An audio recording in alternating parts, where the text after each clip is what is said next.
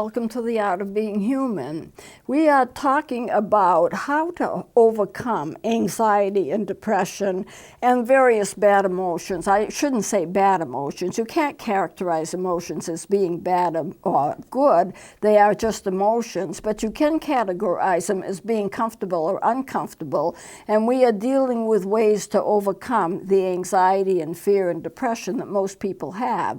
And I think a lot of it is biologically caused because, as I explained in the last session, and I probably will go over this once in a while, the brain records everything that happens to you and it keeps it in your memory. Now, sometimes you remember partially what's happened to you, sometimes you remember fully what's happened to you, sometimes that memory may be somehow altered and you don't remember accurately what it was, but you know something happened and you have some kind of an idea as to what it is.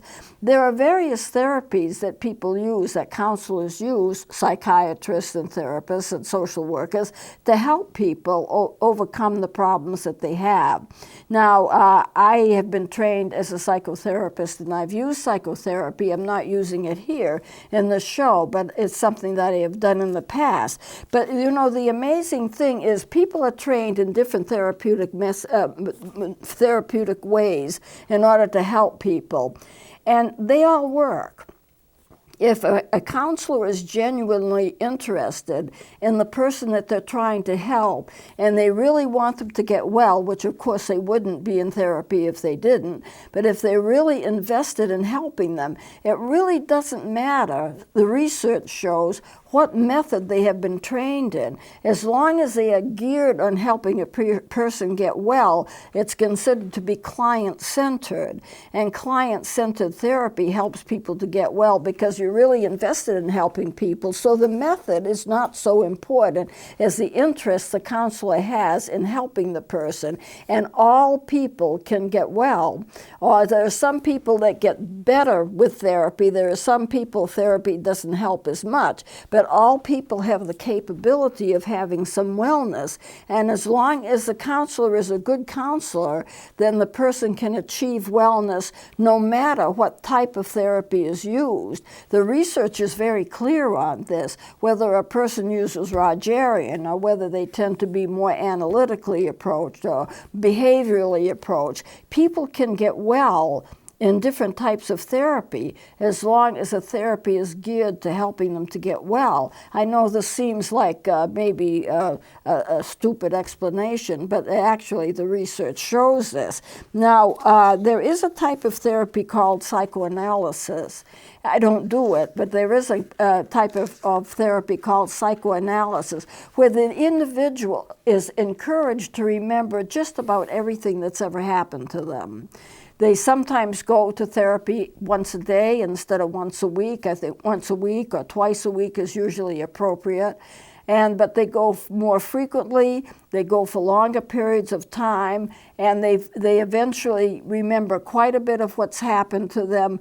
And I don't do this therapy because I don't think that a person has to remember every single thing that's happened to them to get them well.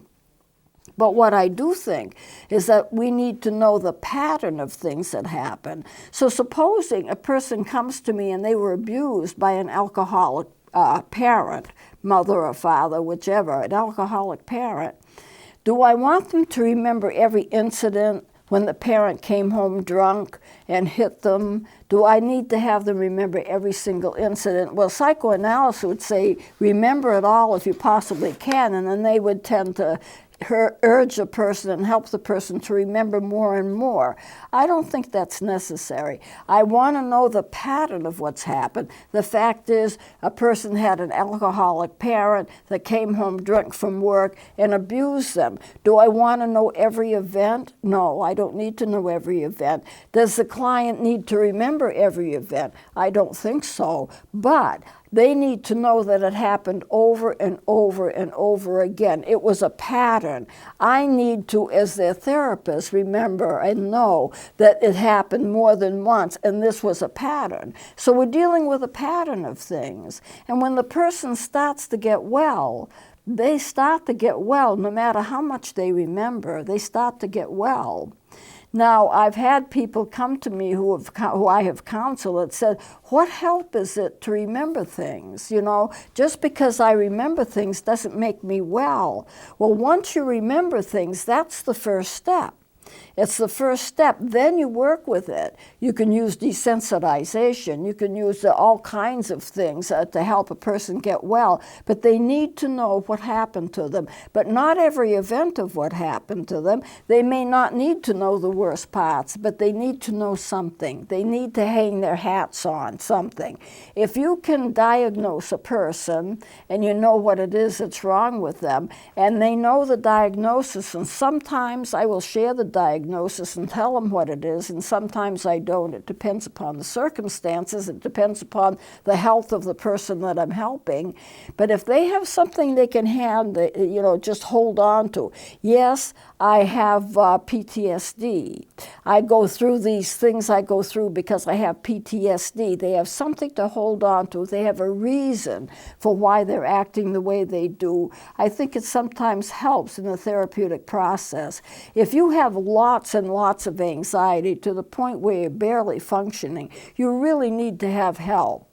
You need to have all kinds of help. And you should go out and get it. There's no reason why you shouldn't. There are plenty of people that are trained to help you and that will help you. What I'm trying to do here is to explain things to you so that you can understand it more rationally, so you can kind of grab onto it and have something to hold on and say, oh yes, this is it. But also some tools that you can use to help lessen the anxiety. And I've already mentioned one, and that's the thing, is not to try to fight it. If you have anxiety, don't try to get rid of it. Just try to kind of explain it, rationalize it, and use self-talk. So this is another tool which I want to give you, is self-talk. What is it? Self-talk is when you're talking to yourself like you were the therapist, or you're talking to something, or you can even talk to a situation like you are the therapist. And so you get up in the morning and suddenly you're seized with a great deal of anxiety. And you say, okay, I'm anxious today, but it's not going to be forever. This is only for a short period of time. So I have to recognize it. I have to acknowledge it. It's there. My brain is trying to tell me something that's important. So you acknowledge it, and you kind of, in a sense, talk to it. But I'm going to get over this. This isn't going to last forever. I just will have to deal with it as long as I deal with it. Now, I have an interesting story, and this is a true story of a person who had migraines. Very serious migraines, really paralyzing migraines. And one day she got up and she had to go to work, and she had a migraine, and she talked to the migraine. She says, okay, I have a migraine. I understand you're there. You are my migraine. But you don't have the right to interfere with what I'm doing today. I'm very busy. I acknowledge that you're there. I acknowledge that I have a reason to experience this migraine, but you can't interfere with my work today. I'm just too busy. And you know what happened? Her migraine went away. And she started managing her migraines by talking to them, using self-talk. Now, I'm not saying that will work with everybody, but that's what she did. And the migraine would go away sufficiently so she could get her work done. And that's what happened. She didn't use medication, at least at that point. She talked to the migraine. And, you know, it worked for her. There was another man that I talked to. He went to schools to work with their photocopy machines. He was like a repairman, and he used to have migraines, and it was so awful he could barely work. He got up one morning and he had a migraine that was really terrible, and he didn't know if he could go to work, and he was desperate, and he didn't have any of his migraine medication, which he usually had. He went to the closet, to the medicine cabinet. He got a bottle of Midol. Now, I don't know if you know what Midol is, but sometimes it's used by women to ease the cramps that they have during a certain time of month. But he was so desperate, he took it, and the migraine went away. And so what he does now is he always has Midol with him. If he feels a headache coming on, he uses the Midol. It goes away. He found a way to cope with it. But you can, through self-talk, sometimes get you through something. You can say, okay, I'm feeling this way, but I'm going to think on the end of it. This isn't going to last together. I'll think on the end of it. I'm right now in the beginning of an anxiety attack, but it's going to stop. It has an end point. It doesn't go on forever. And so therefore, they kind of coax themselves through it by talking themselves through it.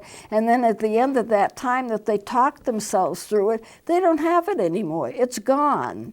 One thing about the body was never intended to experience one emotion constantly.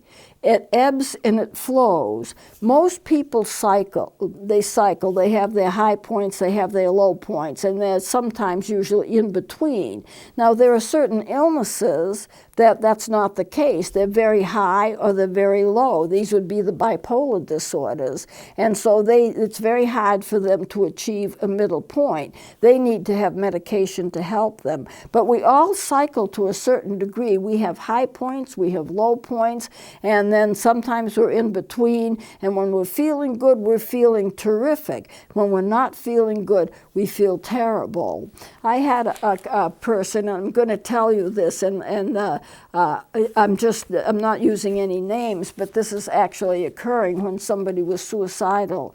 And I worked with that individual quite a bit. And then I realized this person was cycling up and down a little too much. He had a real problem achieving kind of a middle point. So I told him, when you are high, write down how you feel.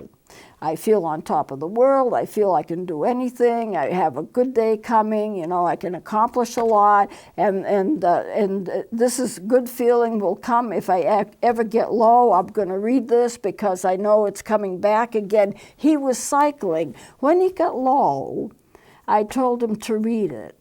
Read it, even if he has to read it dozens of times a day, because what he needed was the assurance that it was going to stop. He was going to pull out of the low and go back to where he was before. So he would read, I'm having a good day, blah, blah, blah. You know, use self-talk, and, you know, I'm doing well, I will be doing well. And this low that I'm experiencing now will not last. It will lessen, and I'll start to rise up again, and I will rise up again to that point where I need to be.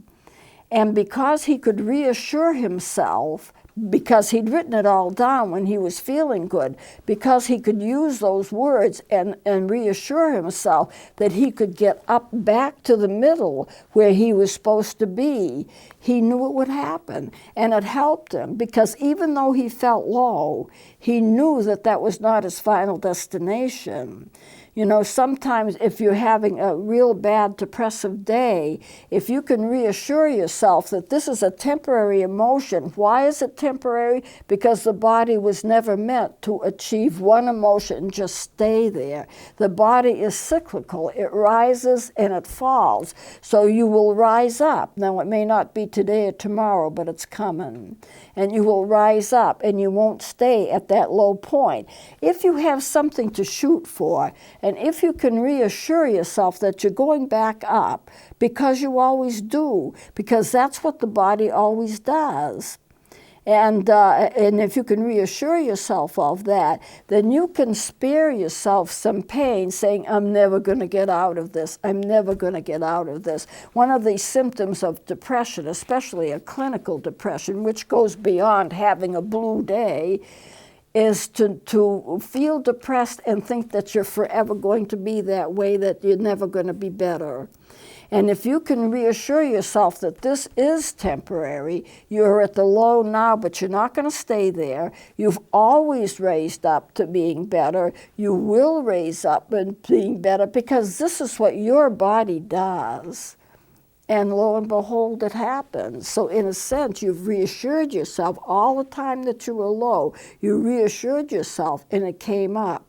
Another thing I ask people to do is keep a calendar of what your emotions are. I know it's a pain, but if you do it, you will find it'll be most helpful. Just take an ordinary calendar and you can mark plus, plus, plus on the days that you feel good, and minus or don't feel good, or whatever comment you want to make on those days that you don't. And you need to keep this for quite a few weeks. And then you look and see what the cycle is.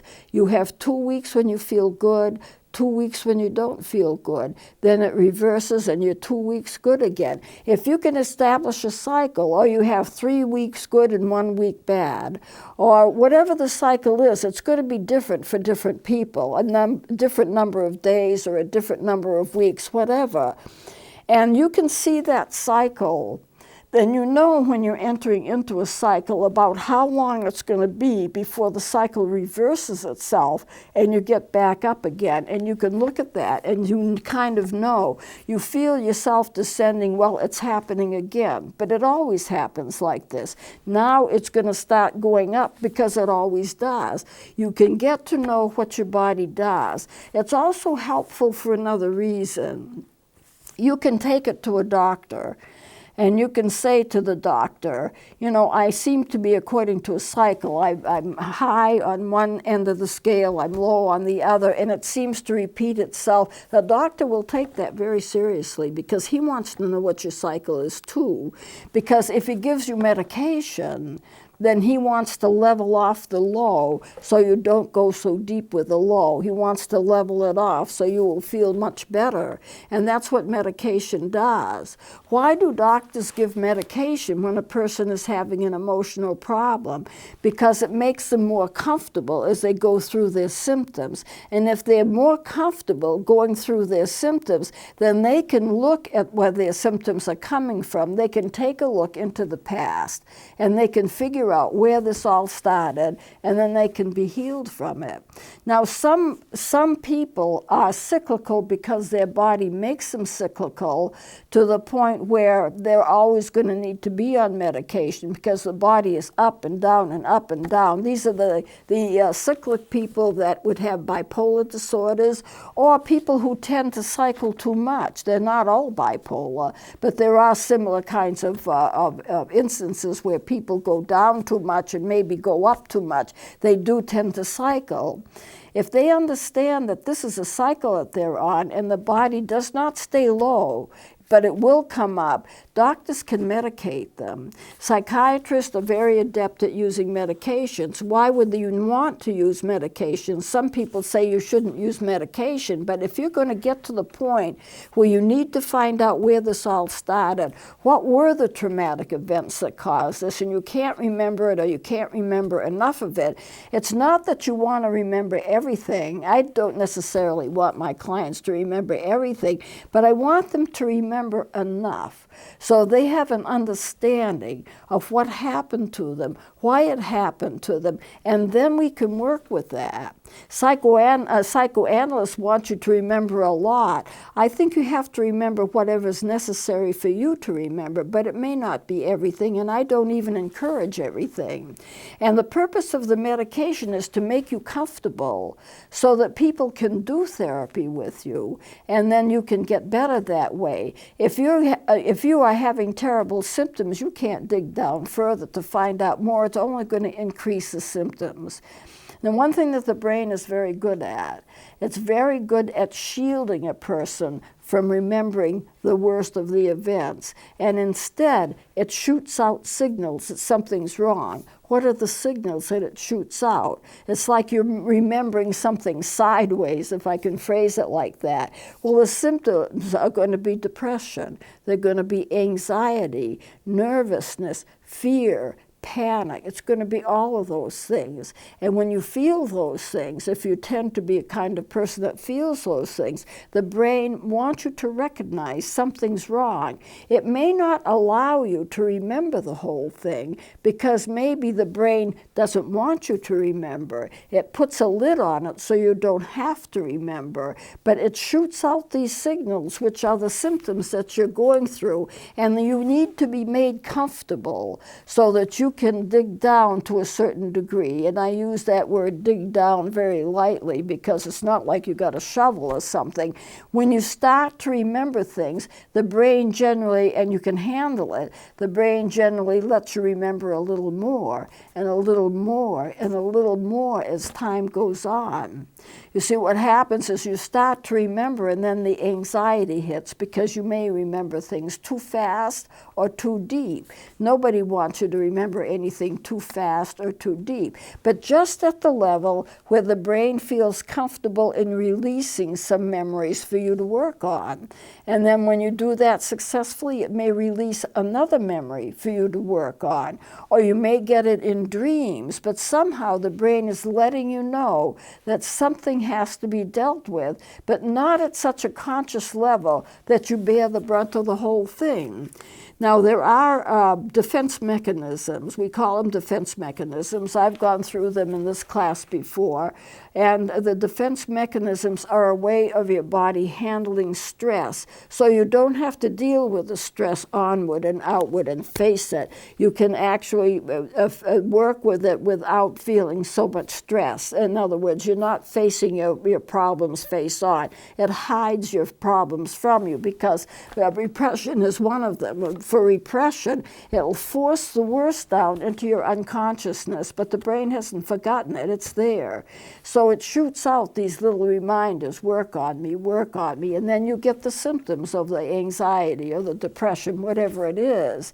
Now, there are some medical conditions that will cause you to have those symptoms, and you need to work with the medical conditions. I mean, for example, if you're bipolar, that's a chemical imbalance in the brain, has to be worked with. If you're menopausal, you can get terrible symptoms of anxiety and depression in menopause. Why? Because the hormones are out of balance. That needs to be worked with. People say don't take anything for menopause, just go through it. But some people have ended up in mental hospitals because the symptoms are so bad. How do you deal with those symptoms? You give medication. You don't just give tons of medication. You're very careful. A doctor will be very careful in terms of the medication they give out. Something to relieve the symptoms so you can live a normal life, and then talking with you and finding out what really went on. And if it's medical, it may just be medical and no more than that. I've had people come to me and they've talked to me about terrible symptoms, and I know deep within myself there's something physically wrong with them. Is the thyroid working right? What's happening to the adrenals? Do you have liver failure? Is a person menopausal? Are the organs just not working in sync with each other? Is there no homeostasis in the system? So what's homeostasis? When things are working together, when the organs are working together, and it's like a smooth running machine, although the body is not a machine. I'm just using that as an example. Nothing's wrong, everything's good. But something goes out of balance, you get symptoms from that. So what's the medication for? Get it back into balance and you feel good. Now, in some cases, it is a medical problem. Certain chronic diseases have symptoms, and you just have to balance those out so that, and there may not be anything psychologically wrong. It may be a case of balancing out what's going on in the body so that you get that in sync again. But in other times, it is something that's going on psychologically that's happened to you in the past. That has to be looked at. That has to be balanced out. So an appropriate kind of a situation with the right therapy that you need and the right medication in combination with that, there's a lot of people that are suffering that can get well and feel much, much better. Now I see I'm kind of running out of time, so I'm going to close it here, and we'll continue with this next time. This is a whole new segment that we are starting, which I hope will be helpful to many people. So please join me next time.